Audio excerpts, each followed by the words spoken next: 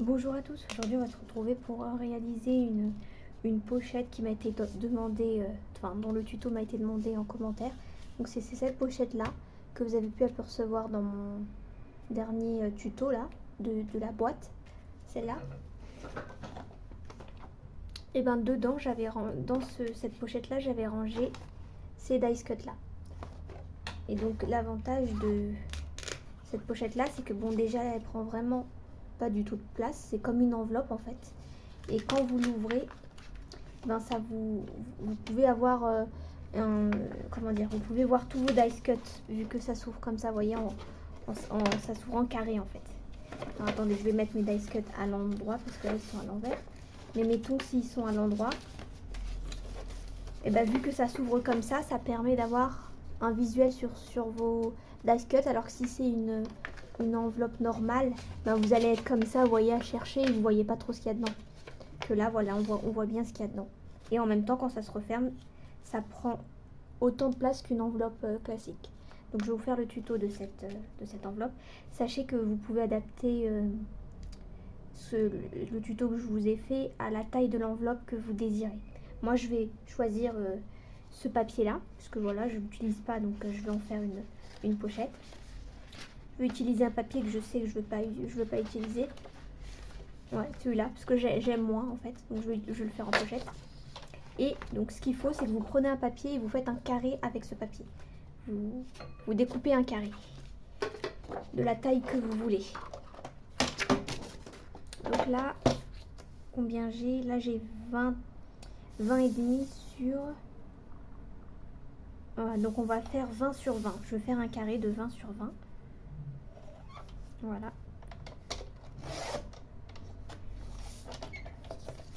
20 sur 20.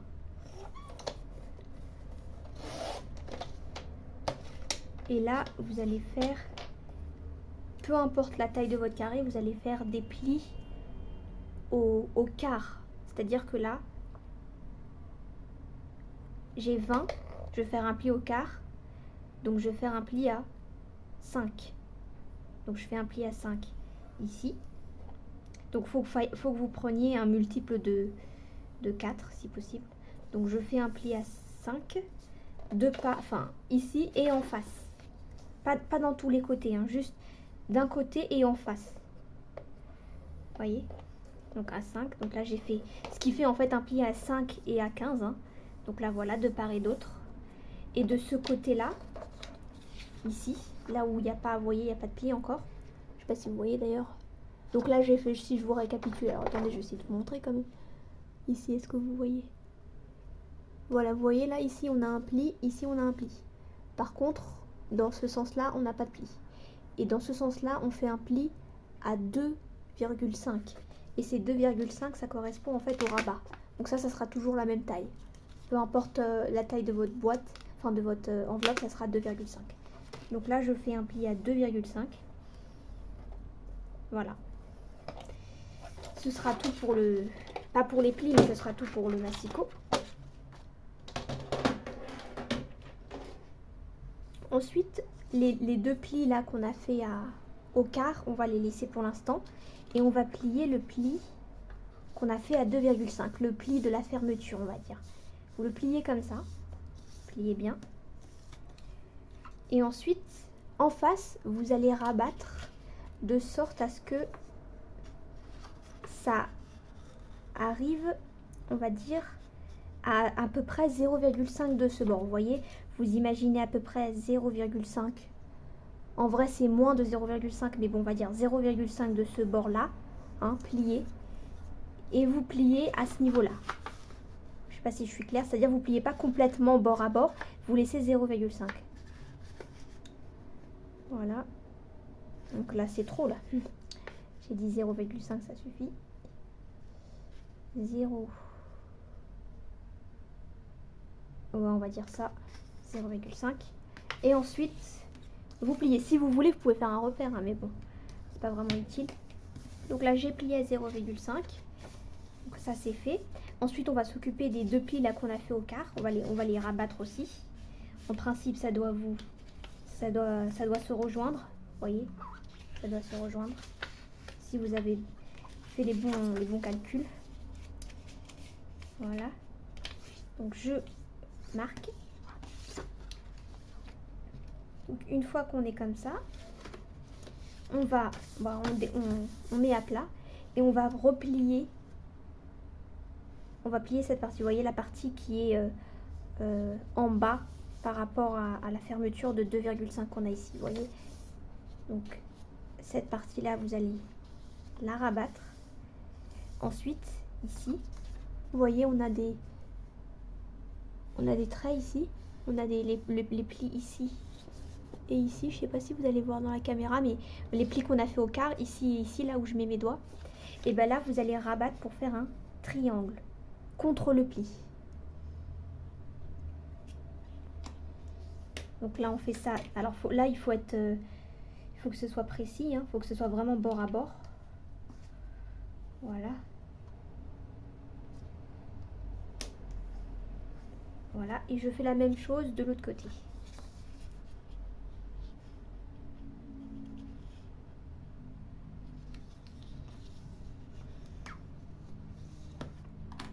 Donc une fois que vous avez fait ça, vous pliez bien. Moi je replie de l'autre côté pour... j'insiste en fait sur le pli. Voilà.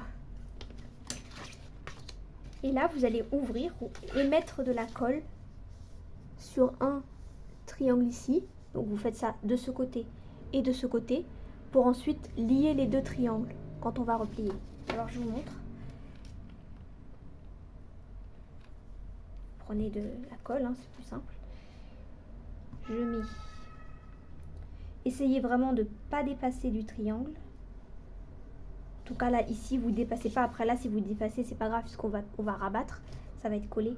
Mais ici là, vous voyez le long de mon doigt, là essayez de ne pas dépasser. Voilà, donc je mets d'un côté et de l'autre.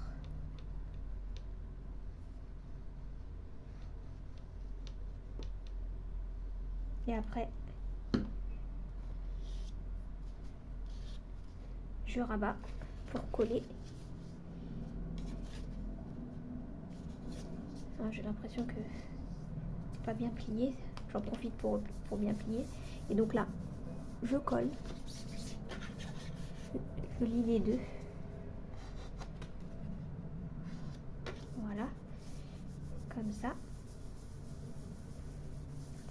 En attendant que ça colle ici, on va découper cette partie-là. Vous voyez, ici on a un pli. Je vais vous le marquer. Ici on a un pli. Et vous allez couper le long du pli, ici et de l'autre côté. Tout simplement. Comme ça, je laisse le temps à la colle de sécher.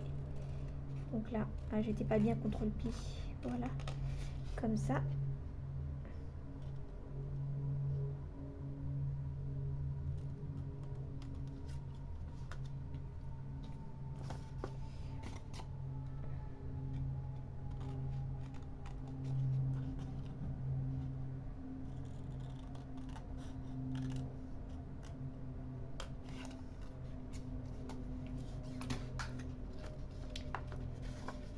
Donc là, je pense que c'est séché.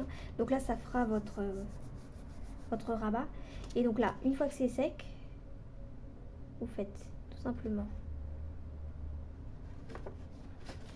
comme ça et comme ça.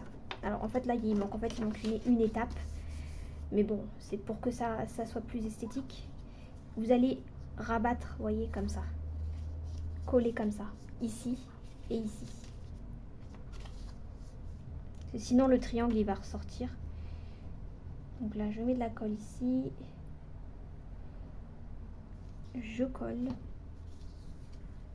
En fait c'est mieux de prendre un papier fin pour ça parce que sinon après comme vous faites des pliures sur des pliures, si le papier est trop épais ça risque de faire un petit décalage. Mais bon c'est pas grave. Du moment que ça tient. Mais bon moi là j'ai utilisé un papier qui est fin pour info. Même pour celle-là, j'ai utilisé un papier qui est fin. Donc là, j'ai collé cette partie. On va coller l'autre.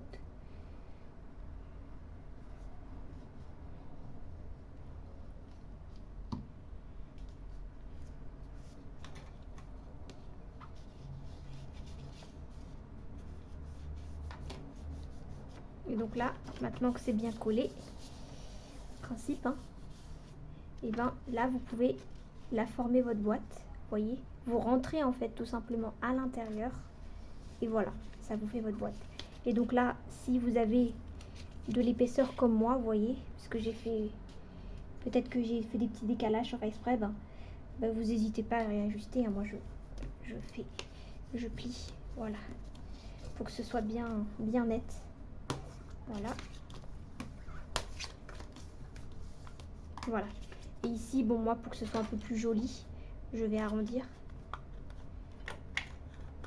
J'espère que ça pourra aller au fond. Ouais, je pense, hein.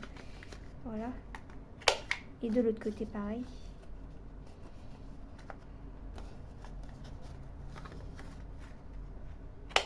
Voilà. Et donc là, vous avez votre boîte qui est vraiment très compacte, on va dire. Là, un petit coup encore de plioir.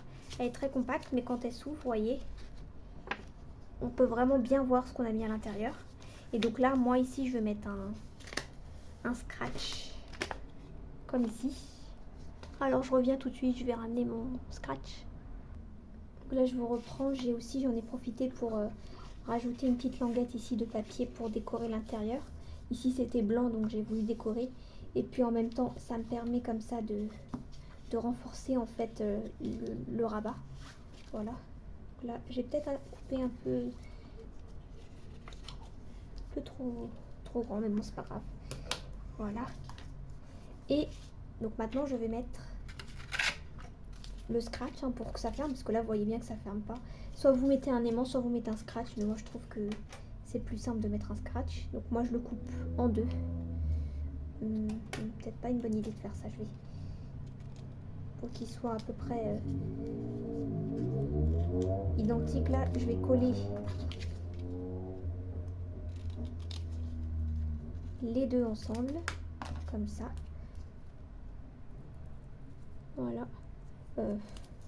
Pas trop bien. Ils sont pas face à face là. Voilà. Ouais, c'est mieux. Et là, je vais couper en deux.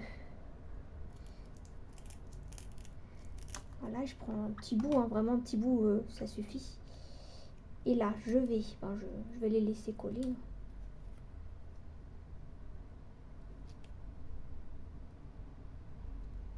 Voilà, je mets peut-être un petit peu. Non, je vais pas rajouter de colle blanche, c'est bon, c'est assez solide. Et donc là, je vais le mettre comme ça, au milieu, comme ceci. J'appuie, j'enlève la protection ici. Alors attendez, là, vous me voyez ou pas? Oui. Ah bah je sais pas, ça veut pas s'enlever ici. Qu'est-ce qui se passe? Attendez, j'essaye de l'enlever. Voilà. Bizarre, c'est la première fois que ça fait ça. Voilà. Et donc voilà, ensuite j'ai plus qu'à rabattre comme ceci.